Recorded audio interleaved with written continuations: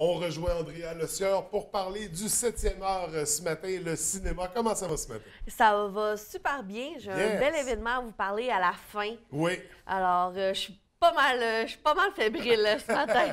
Ça, c'est ton petit côté geek. J'ai déjà vendu un punch. Juste la moitié. Juste la moitié. Andrea, on va y aller tout de suite avec nos sorties en salle qui seront ce vendredi. 3 films à surveiller à l'affiche. On y va d'abord avec Braquage à l'ancienne. Braquage à l'ancienne, on retrouve des acteurs quand même importants. Morgan Freeman, Michael Caine, Matt Dillon, Alan Arkin. Ces 3 retraités qui ont travaillé toute leur vie, très, très dur. Leur société a vendu. A été vendu, il se retrouve À la retraite, sans emploi. à la retraite. Et là, il décide de faire des braquages de banque.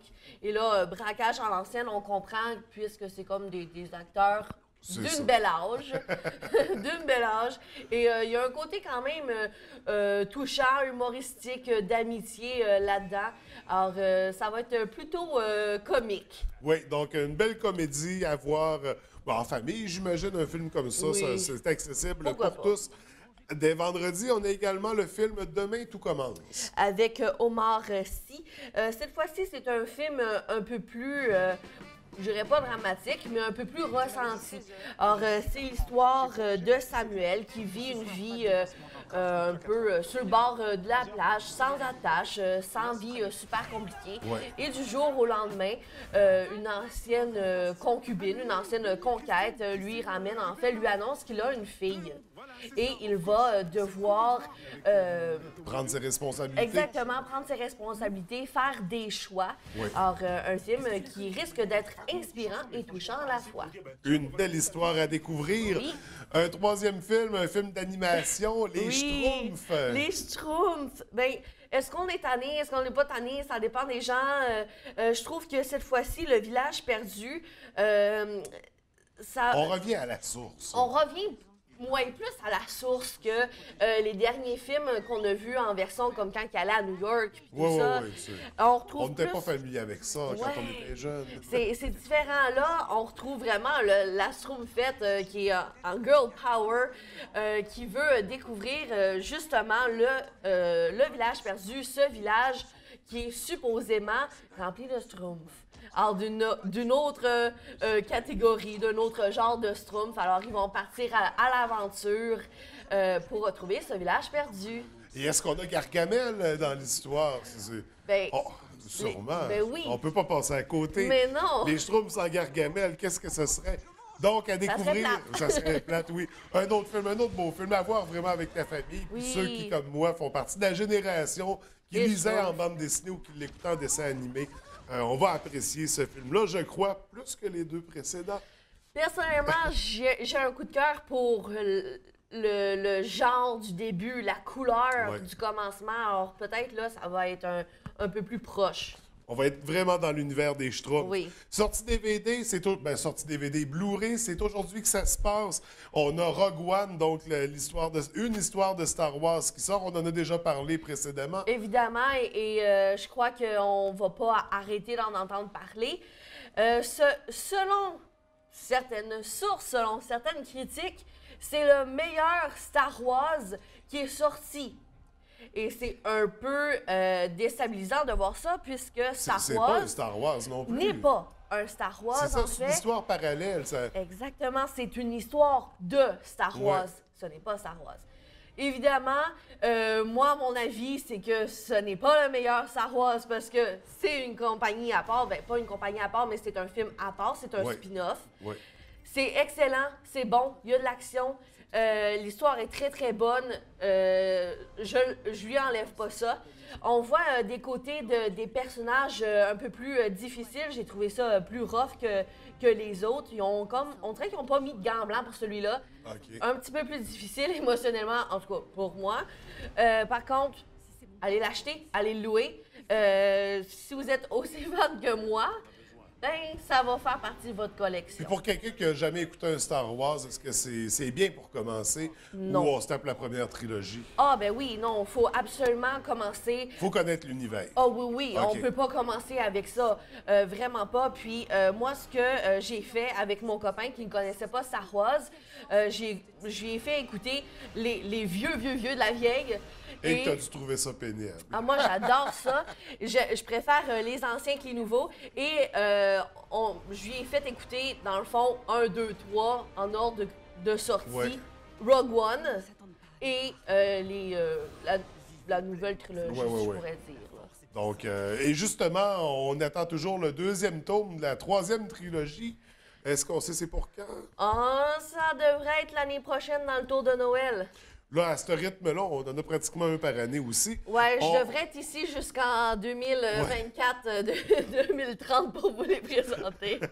On a le film Voter Bougon, donc qui arrive sur tablette dès aujourd'hui. Évidemment, cette famille très populaire des Bougons qui se lance en politique. Alors, c'est leur Ouais. cheminement de vie. Oui, de et là, on dit politique. qu'il ne faut pas nécessairement s'attendre à ce qu'on retrouvait dans la série. Non. C'est abordé différemment. Mais à découvrir quand même Noël en folie au bureau. Un film de Noël en plein mois d'avril. Oui, mais en fait, là, il faut comprendre que c'est un film d'humour qui a encore un petit peu de neige. Alors, on peut peut-être se Ouais, c'est permettre. ça avec la neige des prochains jours. Alors, on va peut-être se permettre Noël en folie au bureau avec Jennifer Aniston, TJ Millers. Ben, c'est une histoire humoristique, c'est un party de Noël haut en folie qui vire un peu mal. Alors, mal en humour, là, si je pourrais dire ça Ouais. comme ça. Alors, pourquoi pas? On a vu une statue d'Armand Vaillancourt. On parle d'une série ce matin. La série Lâcher prise, tu voulais nous en parler la semaine Oui. dernière, on n'a pas eu le temps. Là, on va prendre le temps, Andrea. C'est quoi ça? Ben, lâcher prise, c'est prendre le temps de l'expliquer. C'est déjà un bon message. C'est avec Sophie Cadieux, Sylvie Léonard. Ça joue à Radio-Canada le lundi à 7h30 PM, évidemment, excusez. Et c'est une série qui parle d'un sujet un peu tabou encore, le burn-out. Oui.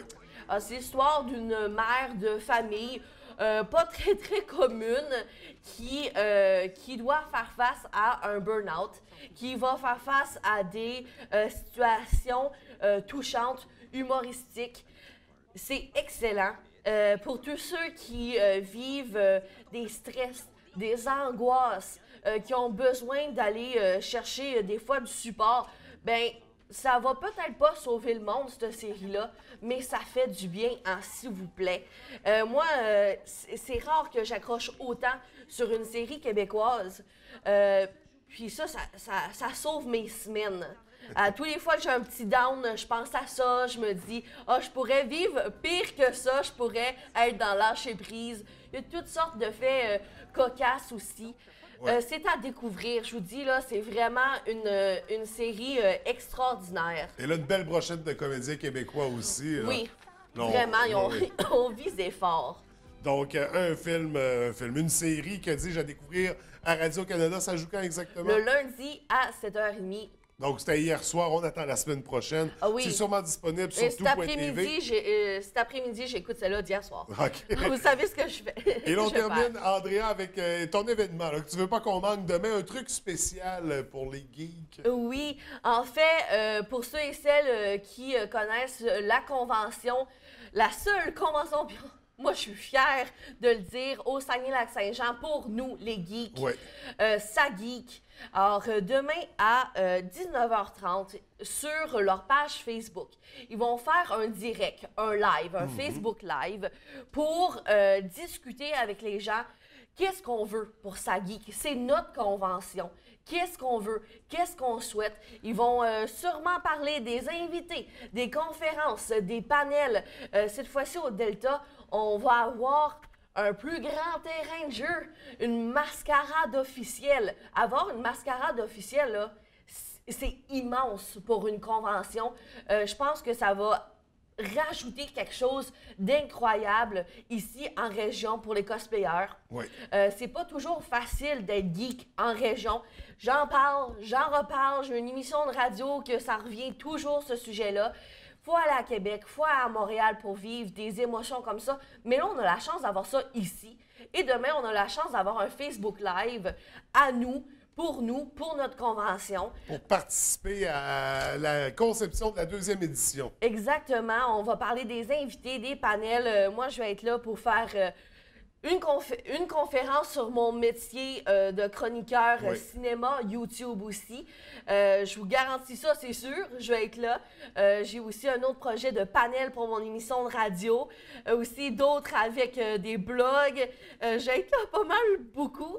Je pense que je vais être comblée de geekitude, si je pourrais dire. C'est un rendez-vous, mais c'est facile. Connectez-vous sur Facebook, mettez-vous en pyjama, un peu de popcorn, c'est bien relax. Puis profitez-en parce que ça arrive une fois par année, puis c'est pour nous. Donc, sur la page Facebook de Ça Geek, un live à 19h30 demain. Oui. Et c'est sur ce qu'on conclut la chronique du jour. Andrea, merci beaucoup. Merci. On se revoit mardi prochain. À la semaine prochaine. Bonne semaine. Bonne semaine.